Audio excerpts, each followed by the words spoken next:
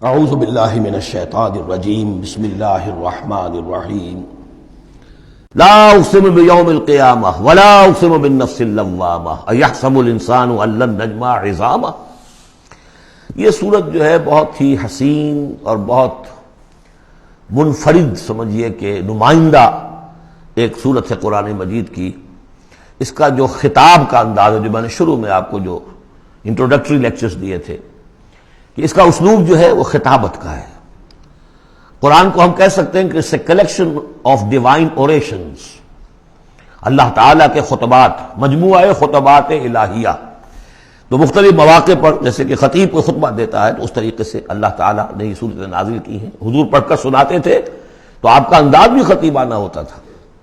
حدیث میں آتا ہے کہ جب آپ خطبہ دیتے تھے تو آپ کی آواز بلند ہو جاتی تھی، اعلیٰ صوتہ احمرت عیناہ، آنکھیں سرخ ہو جاتی تھی، اور آپ اس طریقے سے خطبہ دیتے تھے جیسے کہ کوئی سپہ سالار اپنے فوجیوں کو للکار رہا ہے، بڑھا رہا ہے کہ لڑو اور آگے بڑھو، یہ انداز ہوتا تھا۔ تو اس طرح کا خطبہ اس میں آپ دیکھیں گے ابھی بات ایک طرف ہو رہی ہے، ابھی کسی اور طرف ہو گئی، کبھی کسی طرف، تحویل الخطاب، اس کے لیے بہت، پھر یہ کہ 4-6 آیتیں آئیں گی ایک خاص قسم کے آہنگ میں، خاص قسم کے قوافی تو ہم کو نہیں کہنا چاہیے، تو یہ آتے ہیں، وہی انہی حروف پر صورتیں ختم ہو رہی ہیں، وہی سٹائل ہے، پھر وہ سٹائل بدلے گا، پھر 4-6 صورتیں اس دوسرے انداز کی ہوگی، پھر 4-6 تیسرے انداز کی ہوگی۔ تو یہ آپ صورت جو ہے فصاحت و بلاغت میں بھی فلو بے انتہا ہے، اور خطیبانہ انداز، اور اس میں تحویل الخطاب۔ پس منظر میں کیا ہے کہ وہ لوگ ہیں کہ جو انکار کریں کوئی قیامت نہیں ہو سکتی، کیسے ممکن ہے کہ جبکہ انسان مر چکے ہوں گے اور مٹی ہو جائیں گے پھر اٹھا دیا جائے، یہ ممکن نہیں ہے۔ تو اس کا جواب ہے جو دیا جا رہا ہے، لا اقسم بیوم القیامہ۔ لا یہاں پر ان کے خیالات کی نفی، نہیں، میں قسم کھاتا ہوں قیامت کے دن کی۔ تمہیں شک ہے اور مجھے اتنا یقین ہے کہ میں قسم کھا رہا ہوں قیامت کے دن کی۔ ولا، اور پھر نہیں، اقسم بالنفس اللوامہ، میں قسم کھاتا ہوں نفس لوامہ کی۔ نفس لوامہ کون سا نفس انسان میں جسے ہم ضمیر کہتے ہیں، کانشنس، ملامت کرنے والا دل۔ مائی کانشنس از بائٹنگ می، میرا ضمیر مجھے ملامت کر رہا ہے۔ کوئی آپ برا کام کرتے ہیں تو ضمیر اندر سے کچھ شے ہے، تو کیوں ہے یہ؟ اگر کوئی نیکی نہیں، بدی نہیں، تو یہ اندر کی خرش کیوں ہو جاتی ہے؟ اور اگر یہ نیکی ہے اور بدی ہے تو کوئی اس کا نتیجہ نکلنا چاہیے کہ نہیں؟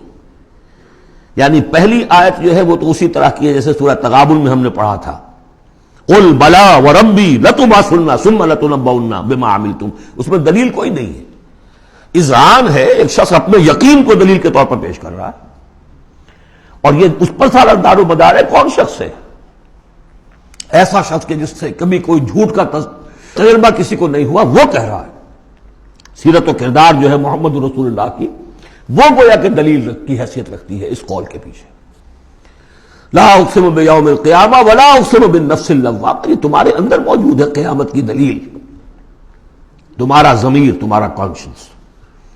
ایحسب الانسان ان لن نجمع عظامہ، کیا انسان یہ گمان کرتا ہے ہم اس کی ہڈیاں جمع نہیں کر سکیں گے؟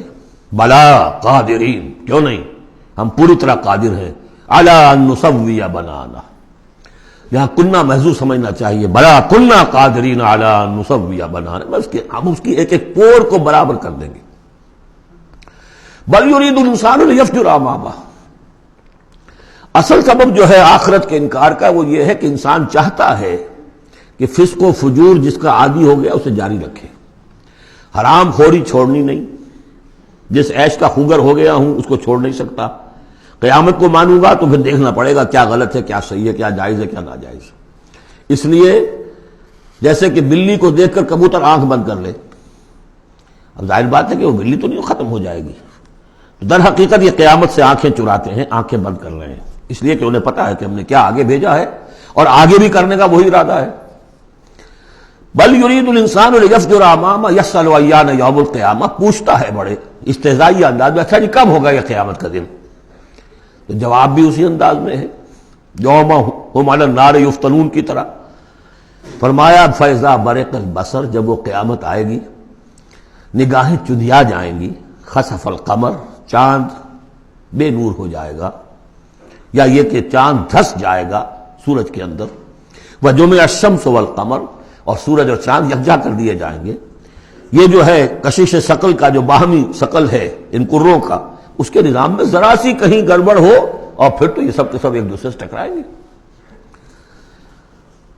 فَإِذَا بَرِقَ الْبَصَرُ وَخَسَفَ الْقَمَرُ وَجُمِعَ الشَّمْسُ وَالْقَمَرُ يَقُولُ الْإِنسَانُ يَوْمَئِذٍ أَيْنَ الْمَفَرُّ. یہی انسان اس دن کہے گا ہے کوئی جگہ بھاگ جانے کی؟ کلا نہیں، لا وزر، کوئی ٹھکانہ نہیں ہے. اِلَىٰ رَبِّكَ يَوْمَئِذٍ الْمُسْتَقَرُّ. اس دن تو تمہیں اپنے رب ہی کے حضور میں جا کھڑے ہونا ہے. يُنَبَّأُ الْإِنسَانُ يَوْمَئِذٍ بِمَا قَدَّمَ وَأَخَّرَ. اور جتلا دیا جائے گا انسان کو اس دن جو کچھ اس نے آگے بھیجا ہوگا، جو پیچھے چھوڑا ہوگا. ہم اعمال نیک ہوں یا بد ہوں، اس کا کچھ حصہ آگے بھیج دیتے ہیں اپنی زندگی میں، کچھ اس کے پیچھے جو اثرات چلتے ہیں اس کا حساب بھی بعد میں جاری رہتا ہے. وہ ڈیبٹ کریڈٹ جو ہے ہمارے کھاتے میں ہوتا رہے گا. تم نے یہ نیک کام شروع کیا تھا، آگے آگے پھیل رہا ہے، تو جو اور اس کام میں شریک ہے ان کا اجر بھی رہے گا، وہ پورا رہے گا، ان کے اجر میں سے کمی نہیں ہوگی، لیکن اتنا ہی حساب آپ کے کام میں بھی درج ہوتا رہے گا. اسی طریقے سے کسی نے برا کام شروع کیا تھا، جب تک جہاں تک اس کے اثرات جائیں گے تو انسان کو بتا دیا جائے گا یہ تو آپ نے اپنی موت سے پہلے آگے ہی بھیج دیا تھا، یہ تو آپ کے وہ اعمال ہیں، اور یہ ذرا وہ ہے پیچھے اس کے جو اثرات ہیں. بل الانسان علی نفسہ بصیرہ. اور انسان کو تو جتلانے کی ضرورت بھی نہیں ہوگی کہ بتایا جائے، ہر انسان کو خود معلوم ہوگا کہ میں کتنے پانی میں ہوں. انسان اپنے نفس پر خود بصیرت رکھتا ہے. وَلَوْ أَلْقَىٰ مَعَاذِيرًا. چاہے کتنے ہی وہ بہانے پیش کرے. ہوتا ہے کہ انسان کوئی شخص جو ہے بڑا چرب زبان ہے اور وہ اپنے آپ کو بالکل ریشنلائز کر لیتا ہے اپنے طرز عمل کو، میں نے ٹھیک کیا، صحیح کیا، کوئی غلط بات نہیں ہے، کوئی عذرات موجود ہیں، تو معترضین کی تو زبان بند ہو جاتی ہے، اب کچھ نہیں کہہ سکتے. لیکن یہ کہ اس کا دل اس کو بتا رہا ہوتا ہے کہ تو جھوٹا ہے. بل الانسان علی نفسہ بصیرہ ولو القیٰ معاذیرہ. صدق اللہ العظیم.